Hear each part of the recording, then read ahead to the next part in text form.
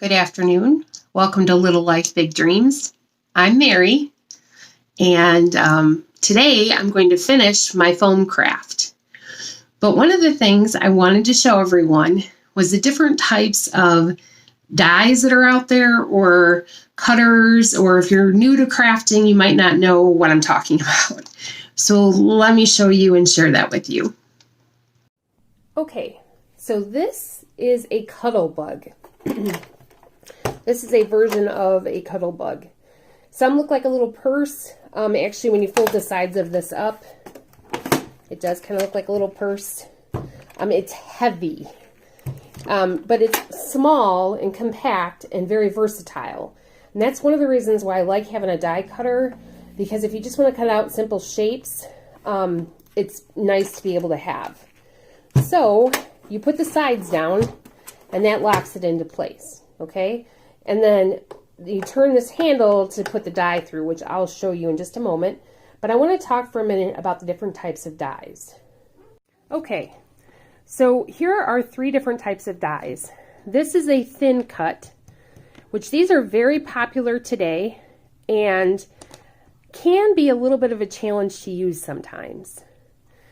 Here is another type of thin cut, only it has foam with it, which the foam helps the metal, the little pieces of steel or metal that are in here cut out the design. So, and then it cuts all the different pieces of the dog and you can put them together.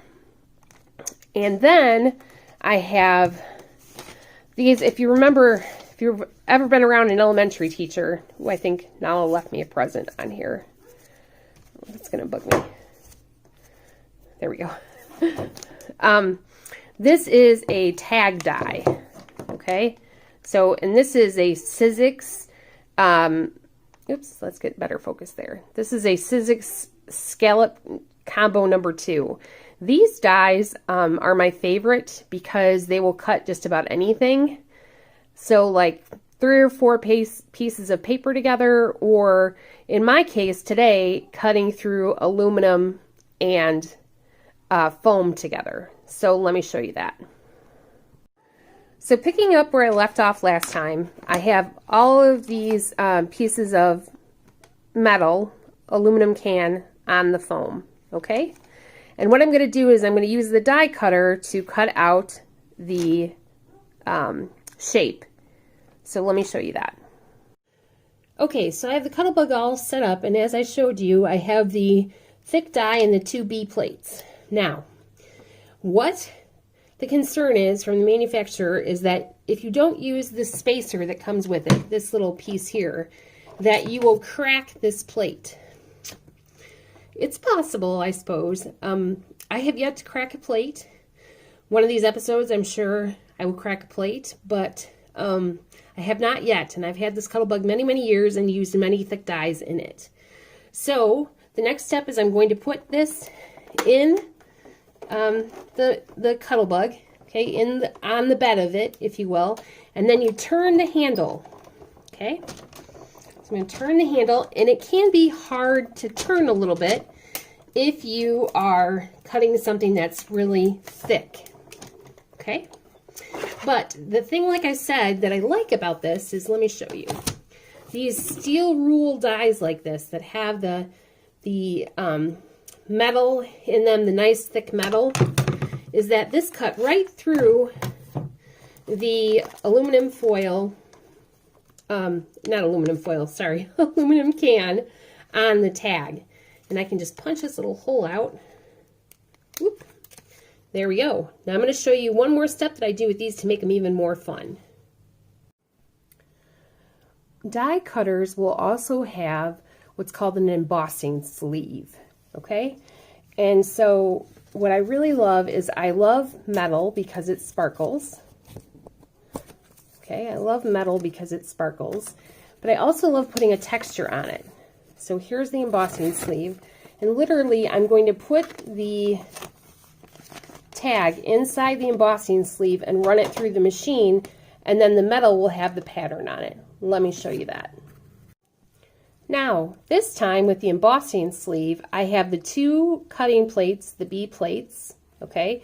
I have my embossing folder in between, and then I have the spacer on the bottom to make it thick enough to go through the Cuddlebug on the bed. So let me show you this.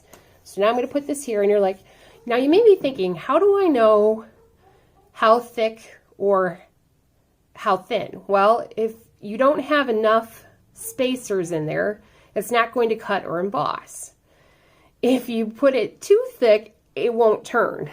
So it's pretty user-friendly, and if you're like, yeah, I don't know, I would break it. No. I'm pretty rough on things, and I have yet to break this. So then I'm going to turn this handle, okay? Turn in the handle. Here we go. There we go. Okay. And then take the plate off.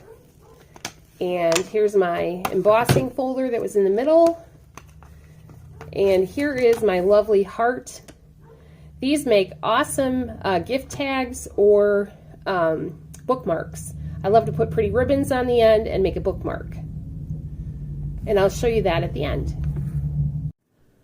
Okay, so in this example, I took all three and put a ribbon in them and tied a little bow, and then I tied them together at the top so that this can serve as a bookmark, because I have a niece that I know and love, shout out to Caitlin, that she would probably use this as a bookmark. So I have those all tied together there, same ribbon, and you can paint these or color them, you know, like with an alcohol ink, you could do that. I generally like to leave the metal natural like that because I like to see the full effect of the embossing on the metal, okay?